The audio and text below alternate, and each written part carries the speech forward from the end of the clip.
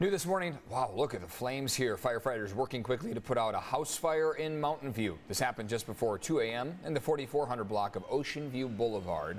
This is right behind the Home Depot. Firefighters say the house is boarded up and is known to be occupied by squatters. No one was inside at the time. Nobody was hurt here, and still no word on what caused it. Thanks for being here at 6 a.m. on this chilly start to your Wednesday. I'm Eric Connert. And I'm Netta Rampur. Our other top story here today, City of Encinitas will decide the fate of a controversial ordinance. Yeah, the city is considering expanding a smoking ban on sidewalks and in parked cars. CBS 8's Dana Marie McNichol joining us live from downtown Encinitas now with more reaction on this. Dana Marie? Well, good morning, Eric and Ned. I think the locals are pretty split on this one. Already, smokers can't smoke on the beach, local trails, and dining areas outside here. Now, with this new ordinance, it could mean if you wanted to light a cigarette in your own car, you could get fined. We spoke to both sides. Take a listen. I would support it. I mean, I'm a retired doctor, so anything that gets us in the direction of less smoking, I would support.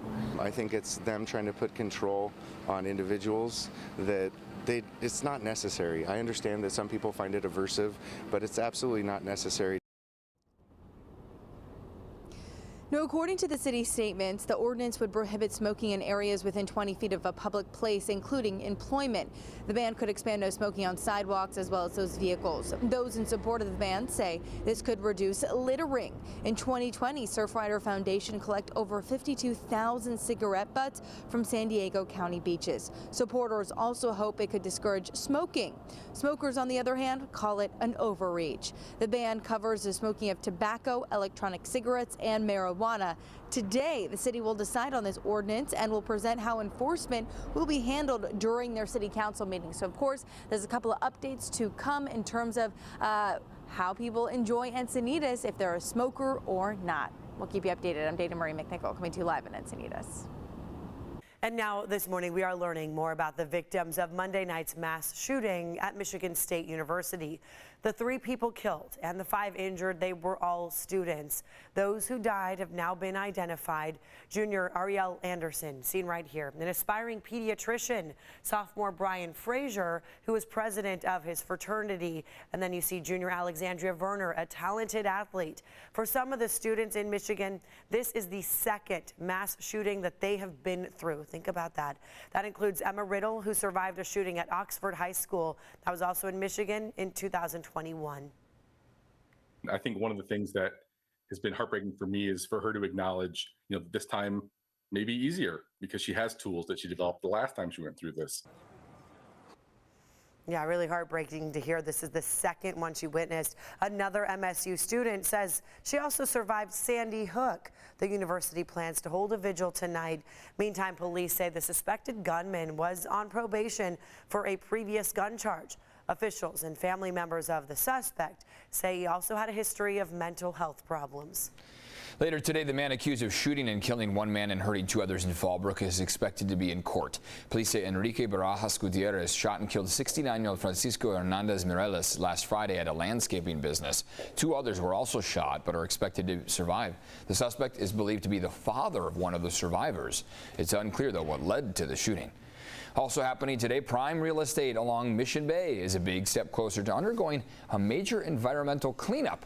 Yeah, you may have accidentally stumbled into this area. Yeah, you wonder what's going on here. Later this morning, the city will start demolishing some of those remaining mobile homes, all near De Anza Cove. The last group of people living there moved out more than 6 years ago. So Chris Groh is joining us live from Mission Bay now to explain the battle that's been going on there. I mean, it's been left kind of in shambles, Chris. And we're less than 2.5 hours away now from seeing the first of the work that will be done to improve the area actually get started after not just years of trying to figure out what to do, but then once it was decided what to do, trying to get all the permitting. But let's kind of go back here and figure out how it is that we got to this place, how it is that trailers just ended up on this beautiful piece of property. Well, years ago, the city had a lease for the land for housing. People lived out of their trailers there. When the lease expired, it didn't get renewed, so many residents just left their trailers and junk behind. In turn, vegetation went wild, the land wasn't taken care of, vagrants camped out, graffiti became a common sight, and there was a fear there And it was confirmed that some of the trailers contained asbestos. So the battle of what to do with the land went on, leaving the area to continue to be ignored. But finally, the same company that operates Mission Bay RV Resort and Campland on the bay, they were selected as the ones that would remove the trailers and clean up the area of its environmental hazards like that asbestos. In exchange, they're going to be allowed to put up about 147 campsites, which promise, according to them, to be affordable and open to the public. In fact, when we spoke with them in July, they said that this is something that they're looking forward to doing, especially as waterfront camping continues to grow out of control and more expensive. Now, other improvements to the area, to the Mission Bay Park, are going to include that some of those bike and pedestrian paths that you were talking about there, Netta, that some people may have gotten lost on their way there into that area that needs to be repaired. Those are going to be improved as well, too, as part of the work. And again, in exchange for those campsites to be rented out by that same company that runs Campland on the bay. But we're going to continue to follow the work and the improvements that are done, including that work that will start today. Of course, you can continue to follow our coverage here on CBS 8. Eric and Netta.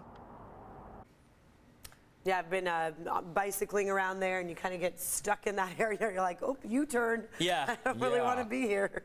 Yeah, so they'll make some changes. If you are going to be out and about doing anything today, get that warmest coat. Yeah. It is a really chilly start to the morning. You're probably going to notice the difference whether you're inside or outside. I mean, late last night, we know a lot of extra people were bundling up or turning the heat on a little bit more than normal. And as we head toward this afternoon, it sets us up well for a warmer afternoon. That's the plus side of this, is that while it is very cold out there to kick off now our Wednesday morning, we at least have our afternoon highs as we head toward the afternoon warming up by a few degrees compared to yesterday. It was in some cases a record cold Valentine's Day. We expect that we'll make it to the upper 50s this afternoon, 58 along the coast, 59 inland, but those overnight lows are mostly in the 30s inland and then mostly just around 40 degrees to kick off the morning. In some cases, we've already dropped down to 39 degrees if you're up toward North County, for example. So let's take a look at those current temperatures. The standouts by far are your mountains. Look at Mount Laguna right now. It's 17 degrees. Julian is at 22 degrees to kick off the morning.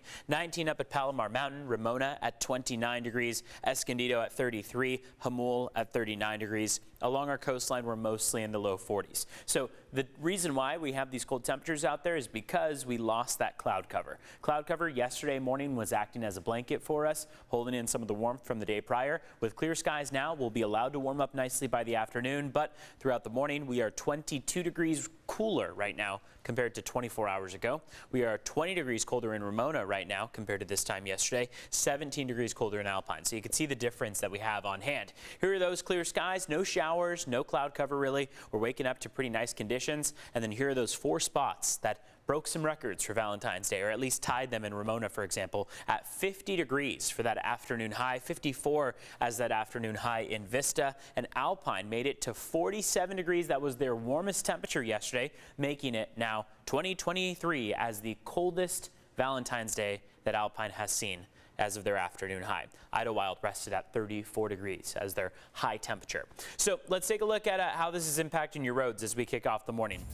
Biggest thing to mention here is that for the spots that saw some rain come down yesterday, you are now waking up to sub-freezing temperatures. For example, Julian saw 0.4 of an inch and is now at 22 degrees. That means that those roads are slick to start off the morning, especially off toward East County. Take some caution out there. We don't have any major crashes or collisions here on the map as of 6:09. We'll keep you up to date here. We're also talking with CHP to see if any of those pop up. But for now, we are doing okay to kick off the morning. Taking it safe out there. Back to you.